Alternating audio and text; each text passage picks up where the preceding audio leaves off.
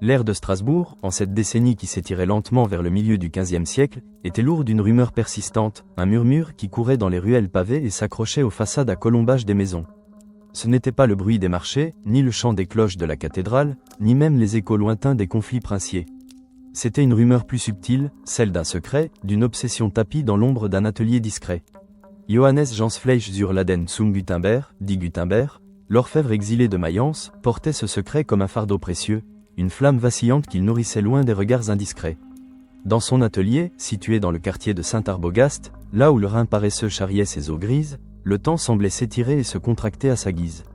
Les murs, imprégnés d'odeurs de métal chauffé, d'encre de suie et de vieux parchemins, résonnaient des coups sourds d'un marteau, du grincement d'une vis, du frottement délicat d'une pierre à aiguiser. La lumière qui filtrait à travers les carreaux graisseux de la petite fenêtre, souvent obscurcie par la suie, peinait à éclairer chaque recoin, laissant des ombres danser comme des spectres complices. C'était un monde à part, un sanctuaire où la patience était reine et l'ingéniosité, son artisan. Gutenberg, homme aux mains puissantes et aux doigts agiles, héritage de son métier d'orfèvre, se penchait sur sa tâche avec une concentration quasi monacale. Son front, souvent plissé par l'effort et la réflexion, trahissait l'ampleur du défi qu'il s'était lancé. Ses yeux, d'un bleu profond, brillaient d'une intensité fiévreuse, révélant une âme tourmentée par une vision. Il n'était pas un simple artisan.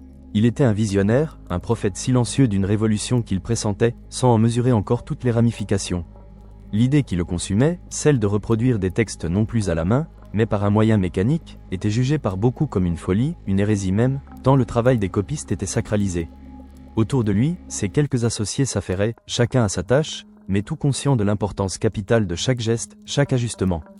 Il y avait Andreas Dritzen, un homme de confiance, dont la loyauté était aussi solide que le chêne. Dritzen, avec ses mains calleuses et son visage marqué par la sueur, travaillait sans relâche, suivant les instructions souvent énigmatiques de Gutenberg.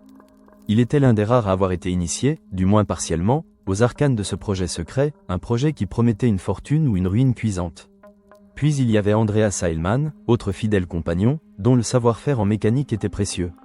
Ensemble, ils formaient un trio improbable, uni par la foi en un homme et en une idée qui défiait le temps. Gutenberg se méfiait du monde extérieur. Chaque visiteur inattendu, chaque question trop curieuse, était perçue comme une menace à la fragilité de son entreprise. Le secret était une nécessité absolue, non seulement pour protéger son invention de l'imitation, mais aussi pour garantir la confidentialité de ses méthodes, encore imparfaites et coûteuses. Il savait que la moindre fuite pourrait ruiner des années de travail acharné, des fonds engloutis et des dettes accumulées. Les premières ébauches de ce qu'il appelait les œuvres de l'art étaient rudimentaires. Il s'agissait de petits caractères de métal, façonnés avec une précision d'orfèvre, chacun représentant une lettre, un signe, un espace. Le défi était immense. Créer des milliers de caractères identiques, parfaitement alignés, capables de résister à la pression d'une presse. Il expérimentait avec différents alliages de plomb, d'étain et d'antimoine, cherchant la combinaison idéale qui serait à la fois malléable pour la gravure et suffisamment dure pour l'impression. Les vapeurs âcres des métaux en fusion emplissaient parfois l'atelier, se mêlant à l'odeur du papier humide et de l'encre épaisse qu'il concoctait à partir de suie, d'huile de lin et de résine. Le concept de la presse elle-même était une autre énigme à résoudre. Il fallait adapter les pressoirs à vin, si communs dans la région rhénane, à une tâche entièrement nouvelle. Appliquer une pression uniforme sur une feuille de papier, afin d'y transférer l'encre des caractères métalliques. C'est pour cette raison qu'il avait fait appel à Konrad Saspar, un artisan charpentier de Strasbourg, réputé pour son habileté à construire des pressoirs robustes. Gutenberg lui avait commandé des pièces spécifiques, sans jamais révéler l'usage exact qu'il en ferait. Saspar, intrigué mais professionnel, avait exécuté les commandes avec diligence, sans jamais percer le mystère qui entourait l'atelier de l'orfèvre. Il construisait des châssis en bois massif, des vis sans fin en fer forgé, des platines lisses et lourdes, des pièces qui, une fois assemblées, donneraient naissance à une machine capable de transformer des idées en objets reproductibles à l'infini. Les nuits étaient souvent plus productives que les jours. À la lueur vacillante des chandelles de suif, Gutenberg travaillait sans relâche, ses mains noircies par l'encre et la poussière de métal. Il s'imaginait les milliers de livres qui pourraient un jour être produits, les bibles, les traités, les poèmes, accessibles non plus seulement à l'élite cléricale ou aux nobles fortunés, mais à quiconque saurait lire. Une soif insatiable de savoir, de diffusion, le poussait en avant. Mais cette soif était aussi une source de tourments financiers. Chaque essai raté, chaque caractère brisé, chaque feuille de papier gâchée représentait une dépense supplémentaire, un coup de canif dans des fonds déjà maigres. Il avait investi tout ce qu'il possédait, et bien plus encore, dans cette entreprise audacieuse. C'est dans ce contexte de secret et de difficulté que la tragédie frappa. Andreas Dritzen, son loyal associé, tomba malade subitement. La maladie, rapide et impitoyable, l'emporta en quelques jours, laissant derrière lui une famille en deuil et un héritage complexe. La mort de Dritzen, survenue en 1439, fut un coup dur pour Gutenberg, non seulement sur le plan personnel, mais aussi pour la survie de son projet. Les frères de Dritzen, désireux de récupérer leur part de l'héritage, exigèrent de Gutenberg qu'il leur remette les secrets de l'entreprise, ainsi que les outils et les matériaux qui y étaient liés. Le litige qui s'ensuivit fut une épreuve pour Gutenberg. Il dut se présenter devant le tribunal de Strasbourg, et bien qu'il ait réussi à préserver la confidentialité de son invention, les détails de l'affaire révélèrent l'existence même de son projet secret. Les dépositions des témoins, notamment celle de Hans Dune, un orfèvre de Strasbourg, mentionnèrent des termes tels que forme, pièce et presse, des indices qui laissaient deviner la nature de l'entreprise. Gutenberg, avec une habileté oratoire et une prudence calculée, réussit à éviter de dévoiler l'essence de sa découverte. Il fut contraint de rembourser une somme d'argent aux héritiers de Dritzen, mais il conserva la propriété de ses outils et de ses méthodes. Cette victoire amère, cependant, laissait un goût de cendre. Le secret était en partie éventé, et ses finances étaient encore plus exsangues. Les années qui suivirent furent celles d'un labeur acharné, mais aussi d'une lutte constante contre le manque de moyens. Gutenberg perfectionnait ses techniques, affinait ses caractères, améliorait son encre. Il était un homme d'une persévérance inébranlable, incapable d'abandonner face à l'adversité. Mais Strasbourg, malgré son soutien initial, ne pouvait plus lui offrir les ressources nécessaires à l'achèvement de son projet colossal. La ville, bien que prospère, ne possédait pas la même concentration de capitaux et d'esprits entreprenants que sa ville natale, Mayence. C'est donc le cœur lourd, mais l'esprit résolu, que Gutenberg décida de retourner à Mayence vers 1448. La ville rhénane, son berceau, était un centre commercial et religieux important, un lieu où les marchands étaient florissants et où l'accès au capital était plus aisé. Il revint, non pas en triomphateur, mais en homme endetté, porteur d'une idée qui, il en était convaincu, allait transformer le monde. Les rues de Mayence n'avaient guère changé depuis son départ. Le murmure de la vie quotidienne, le cliquetis des charrettes, l'odeur du pain frais et du poisson du Rhin, tout lui était familier. Mais cette familiarité n'apportait pas de réconfort immédiat. Il avait besoin de fonds, de beaucoup de fonds, pour passer de l'expérimentation à la production à grande échelle. Son atelier de Strasbourg, malgré les avancées, n'avait produit que des épreuves, des fragments, des promesses. Il lui fallait un mécène, un financier qui croirait en sa vision, qui serait prêt à prendre des risques considérables pour un projet dont la rentabilité n'était encore qu'une hypothèse audacieuse. C'est dans ce contexte de recherche désespérée de capitaux que son chemin croisa celui de Johann Faust. Faust était un homme à l'opposé de Gutenberg sur bien des aspects.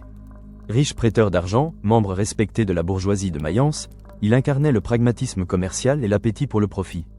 Son regard perçant, ses gestes mesurés, trahissaient une intelligence froide et calculatrice. Il ne s'embarrassait pas de rêveries, mais voyait dans les projets des autres des opportunités d'investissement. Les rumeurs sur l'ingéniosité de Gutenberg, le « secret » qu'il avait développé à Strasbourg, avaient sans doute atteint les oreilles de Faust. Un homme comme lui flairait les bonnes affaires à des lieues à la ronde. La première rencontre entre les deux hommes fut un mélange de méfiance et d'espoir. Gutenberg, malgré sa fierté, devait se montrer convaincant, vendre son rêve à un homme dont la seule religion était l'argent. Il parla de son art, de la possibilité de reproduire des livres avec une rapidité et une uniformité inégalées, de la diffusion du savoir qui en découlerait, de la gloire et de la fortune qui attendaient ceux qui oseraient investir. Il omit, bien sûr, les innombrables échecs, les nuits de doute, les fonds engloutis sans résultat tangible. Faust, lui, écoutait attentivement, son visage impassible. Il ne fut pas ébloui par la rhétorique, mais par le potentiel commercial qu'il entrevoyait. La reproduction de livres, surtout de Bibles, à une échelle industrielle, était une perspective alléchante. Les copistes travaillaient lentement, leurs erreurs étaient fréquentes et leurs tarifs élevés. Un moyen de produire des textes impeccables, en grande quantité et à moindre coût, était une mine d'or potentielle. Il posa des questions précises, insistant sur les aspects techniques, les coûts de production, les délais. Il voulait des chiffres, des garanties. Après de longues négociations, un accord fut trouvé. Faust accepta de prêter à Gutenberg la somme considérable de 800 florins, une fortune à l'époque, pour financer l'achèvement de son projet. Cet argent devait servir à l'achat de matériaux, à l'embauche d'ouvriers, à l'aménagement d'un nouvel atelier. En échange, Faust recevrait des intérêts sur son prêt et une part des bénéfices futurs. Ce n'était pas un partenariat d'égal à égal, mais plutôt un accord entre un débiteur et son créancier, un lien qui allait se révéler à la fois vital et destructeur. Gutenberg, animé d'un espoir retrouvé, se mit au travail avec une énergie renouvelée. Il loua un vaste local, peut-être le Hof Umbrecht, pour y installer son nouvel atelier. Les fonds de Faust permirent d'acquérir les métaux nécessaires à la fabrication des caractères, le papier en grande quantité, les huiles et les pigments pour l'encre. Il embaucha des ouvriers, des artisans qualifiés pour l'aider dans sa tâche monumentale. Mais le secret restait de mise. Les portes de l'atelier étaient fermées à double tour, les fenêtres obscurcies, et les conversations se faisaient à voix basse. C'est à cette période, sans doute vers 1450, que Peter Schoeffer fit son entrée dans l'atelier de Gutenberg. Jeune homme talentueux, originaire de Gernsheim, Schoeffer était un calligraphe et un copiste de profession, doté d'une main d'une finesse remarquable et d'un œil aiguisé pour la beauté des lettres.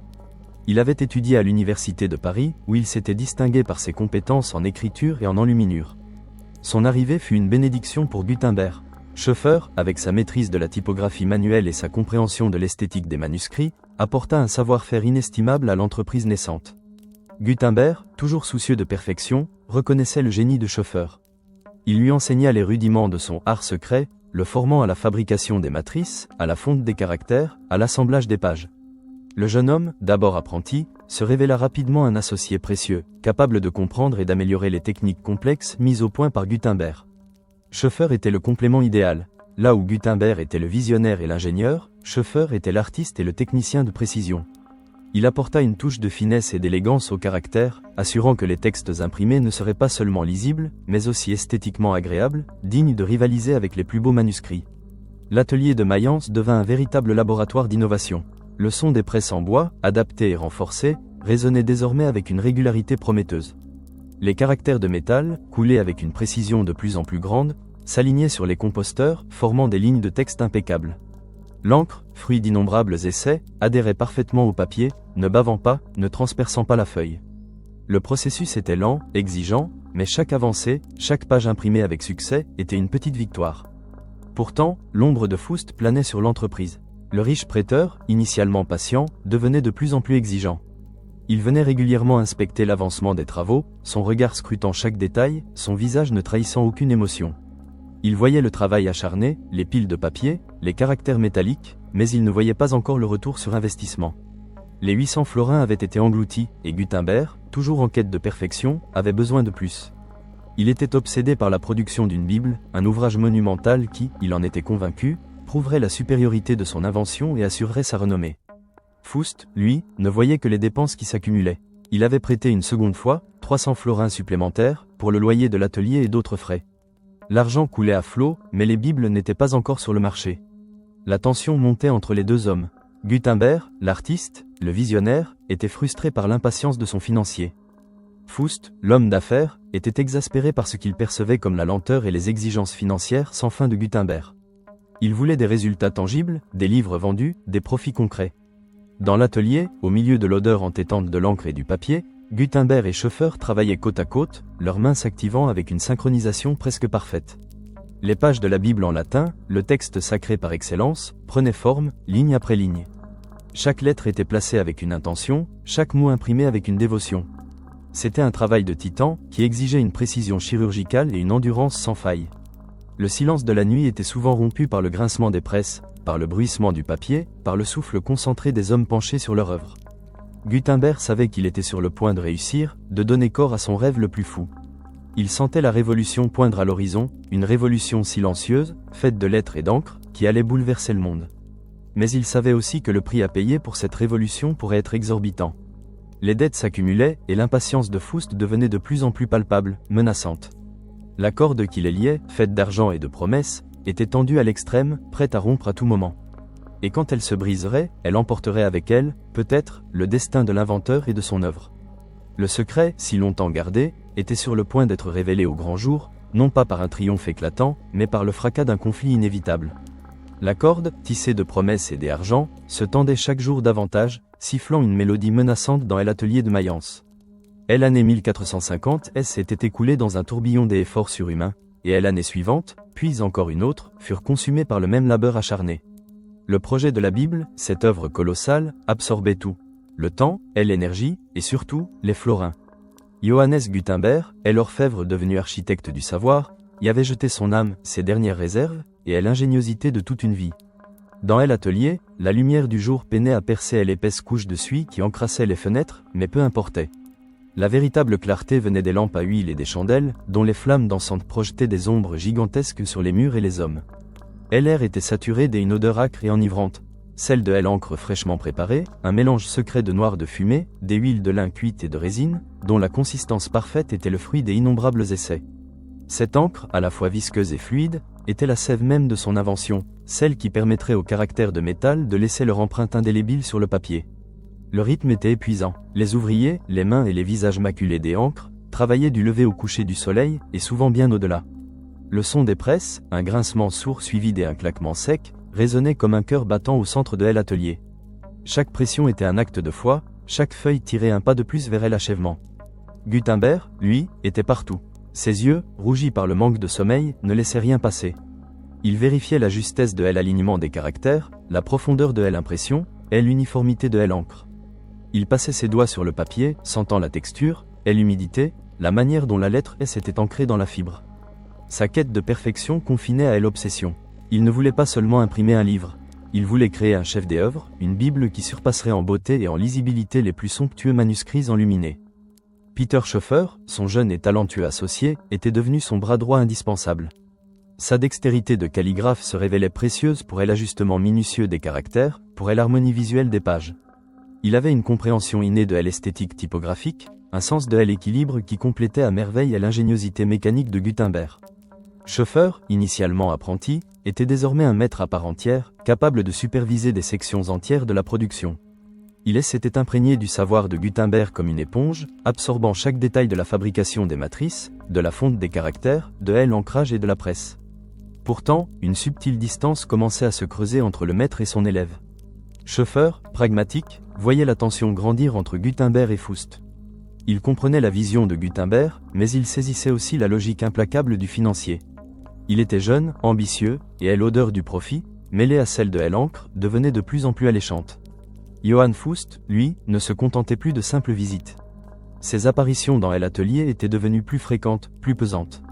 Il arpentait les lieux, son regard perçant balayant les piles de papier, les cadres de caractères, les presses massives. Il ne parlait pas beaucoup, mais son silence était plus éloquent que n'importe quel reproche. Ses lèvres fines, souvent pincées, trahissaient une impatience croissante. Les 800 florins initiaux s'étaient envolés, suivis de 300 autres, et puis encore des autres sommes, des prêts successifs, des avances pour le loyer, pour les matériaux coûteux, pour les salaires des ouvriers. La Bible n'était pas encore achevée, et Faust, homme de chiffres avant tout, voyait les créances s'accumuler sans retour sur investissement. Gutenberg, disait-il parfois, sa voix grave et contenue, le temps presse.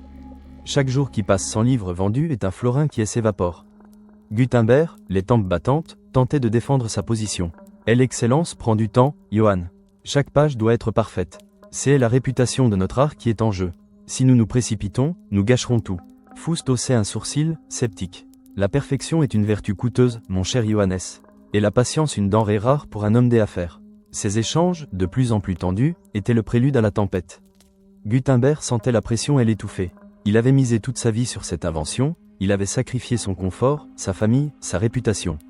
Il ne pouvait pas se permettre d'échouer, mais il ne pouvait pas non plus compromettre la qualité de son œuvre. Le poids de la dette, la froide détermination de Faust, et la vision de son chef-d'œuvre non seulement achevé mais sublime, le tiraillaient. La nuit, il rêvait des océans de pages imprimées, de caractères étincelants, mais aussi de mains avides et s'emparant de son travail, de l'encre qui se transformait en sang. Pourtant, malgré l'épée de Damoclès financière, l'atelier continuait de produire. Les dernières feuilles de la Bible furent tirées avec une solennité presque religieuse. Le silence s'installait, lourd de l'émotion contenue, lorsque les premières Bibles complètes, reliées avec soin, furent présentées. Elles étaient magnifiques, 2 volumes majestueux, d'une typographie, d'une clarté et d'une élégance inégalée, les initiales enluminées à la main par des artistes talentueux. Le texte, en latin, était d'une régularité stupéfiante, chaque ligne, chaque mot, chaque lettre semblant être le fruit d'une minutie divine. C'était la concrétisation d'un rêve vieux de 10 ans, la preuve irréfutable que le travail acharné et la vision pouvaient transformer le monde. Lorsque Faust vit les Bibles achevées, même son visage habituellement impassible laissa transparaître une étincelle de reconnaissance, peut-être d'admiration. Il feuilleta les pages, ses doigts glissant sur le papier de qualité, ses yeux étudiant la perfection des caractères. Le potentiel commercial était évident, palpable. Mais cette étincelle fut de courte durée, rapidement éclipsée par l'ombre des chiffres. C'est une œuvre splendide, Johannes, concéda-t-il, sa voix dénuée de toute chaleur.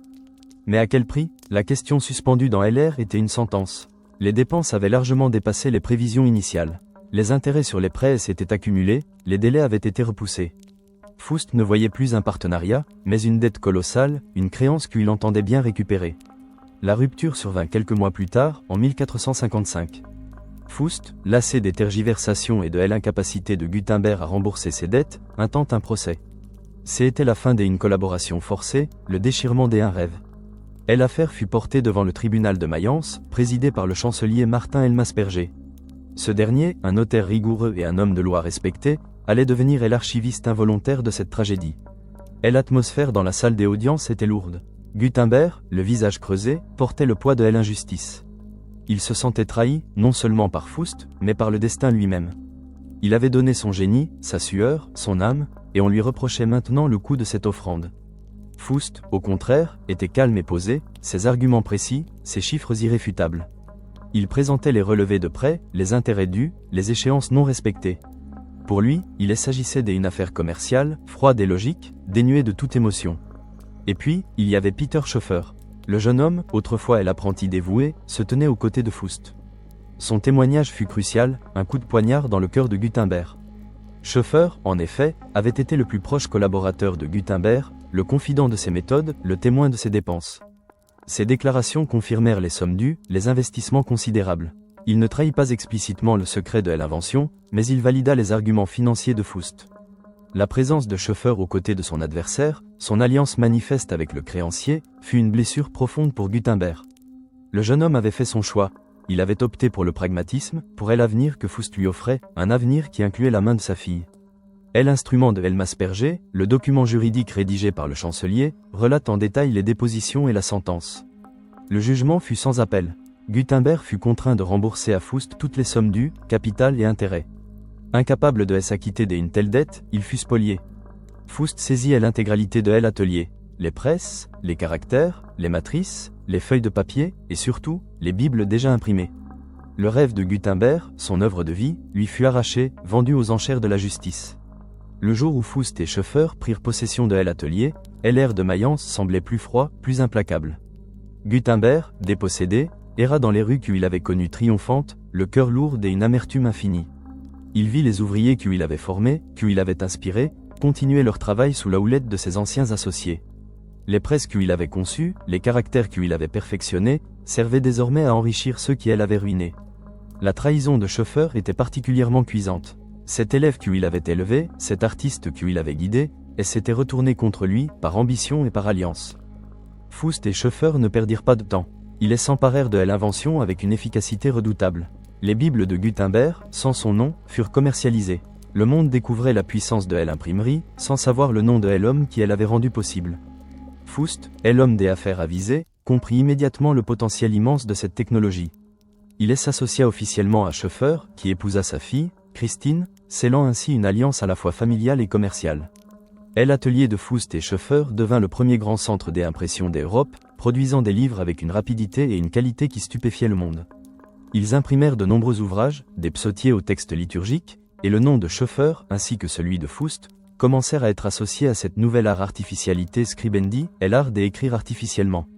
Gutenberg, lui, se retrouva dans l'ombre. Ruiné, dépossédé de son invention, il aurait pu sombrer dans le désespoir. Mais l'homme était d'une trempe rare. Sa vision ne s'éteignait pas si facilement.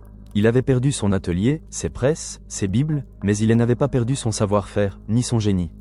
Quelque part, au fond de son être, la flamme brûlait toujours.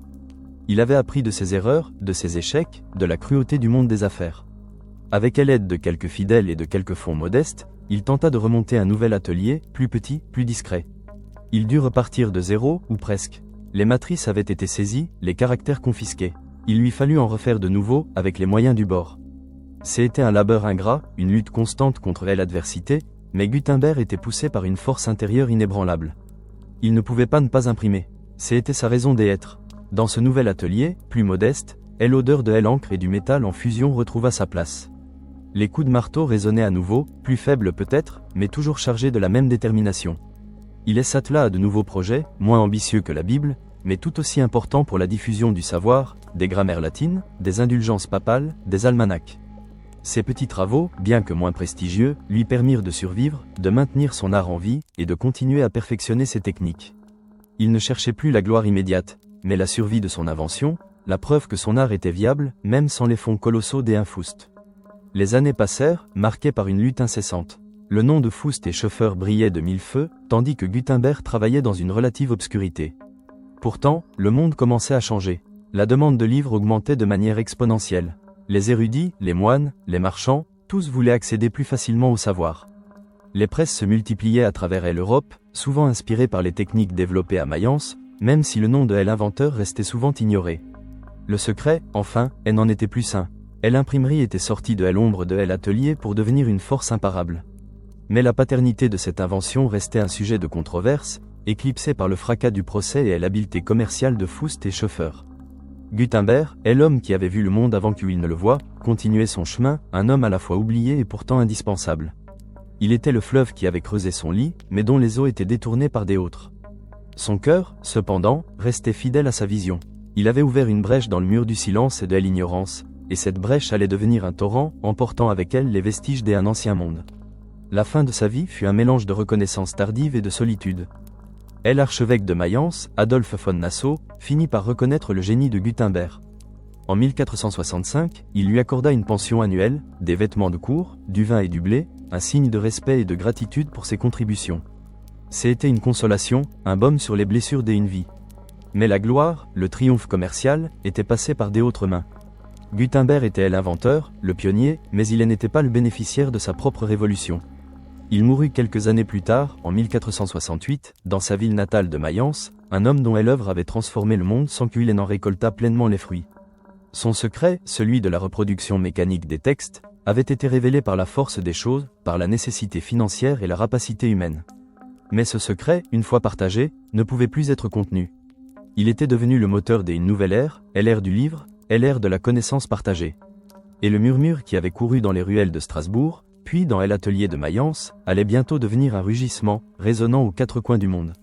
Le véritable secret caché derrière l'invention de l'imprimerie, ce n'était pas seulement la technique, mais la vision inébranlable d'un homme, sa persévérance face à l'adversité et le prix exorbitant de l'innovation.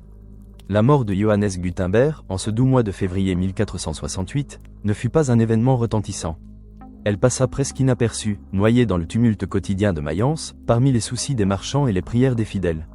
L'homme qui avait allumé une étincelle destinée à embraser le monde et s'éteignait dans une relative obscurité, une ombre parmi les ombres de sa propre ville. Les cloches de l'église Saint-Christophe, où il fut probablement inhumé, sonnèrent leur glas habituel, indifférentes à la grandeur silencieuse qui venait de s'effacer. Pour beaucoup, il n'était qu'un orfèvre ruiné, un inventeur malheureux, dont l'œuvre avait été récupérée par des mains plus habiles, plus pragmatiques.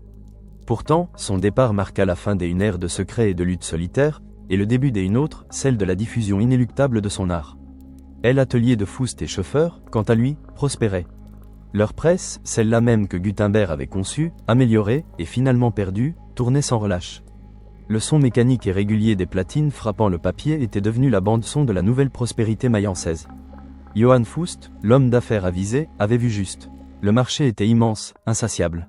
Peter Schoeffer, l'ancien apprenti devenu gendre et associé, avait prouvé sa valeur, non seulement en tant que technicien hors pair, mais aussi en tant que fin stratège commercial. Il était l'héritier légitime de la technique, l'homme qui avait su marier l'ingéniosité de Gutenberg à la rigueur commerciale de Faust. Leur production, des bibles somptueuses aux psautiers enluminés, en passant par des textes liturgiques et des bulles papales, inondait les marchés d'Europe, portant leur marque, leur renommée, mais rarement, subtilement, celle de l'homme qui avait tout initié. Le secret, jadis jalousement gardé derrière les portes closes de l'atelier de Strasbourg, puis de Mayence, était désormais éventé, non pas par une trahison unique, mais par la force de sa propre évidence. Les principes de la typographie à caractère mobile, de la presse à imprimer et de l'encre adaptée au métal, étaient devenus un savoir-faire transmissible, reproductible. Des ouvriers formés chez Faust et Schoeffer, des compagnons ayant appris le métier, voyaient l'opportunité de s'établir à leur tour. L'attrait de cette nouvelle art artificialité scribendi était irrésistible, promettant fortune et influence à ceux qui sauraient la maîtriser. C'est ainsi que, tel un essaim d'abeilles après la découverte d'une nouvelle fleur, les presses commencèrent à se multiplier. D'abord dans les villes rhénanes proches, puis dans les grands centres commerciaux et intellectuels d'Europe. Venise, la Sérénissime, avec ses marchands audacieux et son réseau commercial étendu, devint rapidement un foyer majeur de l'imprimerie. Ces ateliers, bruyants et actifs, produisaient des milliers de livres, des classiques grecs et latins aux traités de médecine et de philosophie, diffusant le savoir à une échelle jamais imaginée. Rome, Paris, Lyon, Cologne, Augsbourg, Nuremberg, Bâle, des villes qui étaient des phares de la culture manuscrite, virent leurs rues s'animer du cliquetis des caractères et du rythme des presses. Chaque nouvelle imprimerie était un petit miracle, une cellule qui se divisait, propageant l'ADN de l'invention de Gutenberg. L'odeur âcre de l'encre, autrefois confinée à un seul atelier, commença à flotter dans l'air de dizaines de cités, se mêlant aux effluves des épices et des cuirs. Les charpentiers apprenaient à construire des presses robustes, les fondeurs à couler des caractères précis, les encreurs à préparer les pigments. C'était une nouvelle industrie qui naissait, créant des métiers, des fortunes, et un nouveau type d'artisan, le typographe, à la fois artiste et ingénieur, maître des lettres et des machines. L'impact de cette prolifération fut d'abord silencieux, puis de plus en plus retentissant. Pendant des siècles, le livre avait été un objet rare et précieux, le fruit d'un labeur monastique ou de copistes spécialisés. Chaque manuscrit était unique, une œuvre d'art en soi, mais aussi un luxe inabordable pour la plupart. Le savoir était un privilège, confiné aux monastères, aux universités élitistes et aux cours princières. Soudain, cette barrière millénaire commençait à s'effriter. Les livres, autrefois réservés à l'élite, devinrent progressivement plus accessibles. Certes, ils restaient chers pour le peuple, mais leur coût diminua drastiquement par rapport aux manuscrits. Des centaines, puis des milliers d'exemplaires d'un même texte pouvaient être produits en un temps record. Les idées, les connaissances, les récits commencèrent à circuler avec une rapidité sans précédent. Les bibliothèques, jadis des sanctuaires de quelques trésors, se remplirent de volumes imprimés, offrant aux érudits un accès à une richesse de textes inégalée. Les universités, centres de l'apprentissage, virent leurs étudiants disposer de manuels standardisés, facilitant l'enseignement et la transmission des savoirs. Cette démocratisation progressive du livre eut des répercussions profondes sur la société. La soif de lecture, jadis étouffée par le manque de ressources, commença à s'éveiller. Des marchands, des artisans, des petits nobles, même certains paysans alphabétisés, purent désormais acquérir des ouvrages. Les colporteurs, traversant les routes d'Europe, ne vendaient plus seulement des almanachs et des images pieuses, mais aussi des livres, des brochures, des nouvelles. La rumeur, le bouche à oreille, furent complétés et amplifiés par la parole imprimée, gravée dans le papier et l'encre. Sur le plan religieux, l'imprimerie fut une lame à double tranchant. L'Église catholique, longtemps gardienne exclusive des textes sacrés, vit d'abord une opportunité. La production de Bibles, de missels, de bréviaires en grande quantité permit de standardiser la liturgie, de diffuser la doctrine et de renforcer son autorité. La célèbre Bible de Gutenberg elle-même était une vulgate latine, un texte sacré pour le clergé. Mais cette même technologie allait bientôt devenir l'instrument de sa contestation. La possibilité d'imprimer la Bible dans les langues vernaculaires, les langues du peuple, ouvrit la porte à une interprétation personnelle des Écritures. Chaque lecteur pouvait désormais avoir accès à la parole divine sans l'intermédiaire du prêtre, remettant en question des siècles de hiérarchie ecclésiastique. Ce fut l'un des catalyseurs majeurs de la réforme protestante, qui allait déchirer l'Europe au siècle suivant.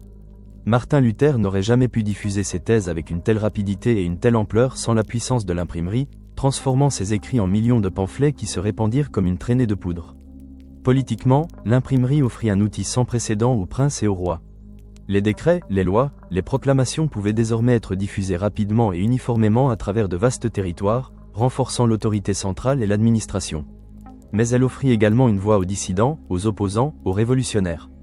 Les idées de liberté, de justice, de changement, pouvaient voyager au-delà des frontières, inspirant des mouvements populaires et des révoltes. La censure, bien que rapidement mise en place par les pouvoirs établis, ne put jamais totalement endiguer le flot incessant des mots imprimés. Elle devint une lutte constante entre le pouvoir qui cherchait à contrôler l'information et la soif de savoir qui cherchait à s'affranchir. L'ère de l'information de masse, bien que rudimentaire à ses débuts, était née. Les nouvelles, les récits de voyage, les découvertes scientifiques, les débats philosophiques, tout pouvait être partagé, discuté, critiqué. Le monde s'ouvrait, les esprits s'éveillaient. Les frontières du savoir reculaient à une vitesse vertigineuse. C'était la Renaissance qui prenait son envol, propulsée par le vent puissant de l'imprimerie. Les humanistes, qui cherchaient à redécouvrir les textes antiques et à promouvoir une nouvelle vision de l'homme, trouvèrent dans cette invention l'outil idéal pour diffuser leurs idées. Et au milieu de ce tourbillon, le nom de Gutenberg, l'homme qui avait tout initié, commençait à émerger de l'oubli. Non pas comme un riche entrepreneur, mais comme le père fondateur, l'ingénieur visionnaire dont la persévérance avait changé le cours de l'histoire. Les premiers imprimeurs, conscients de leur dette envers lui, commencèrent à lui rendre hommage, à reconnaître son génie. Ce n'était pas la gloire qu'il avait cherchée dans son atelier solitaire, mais la reconnaissance de l'impact colossal de son invention.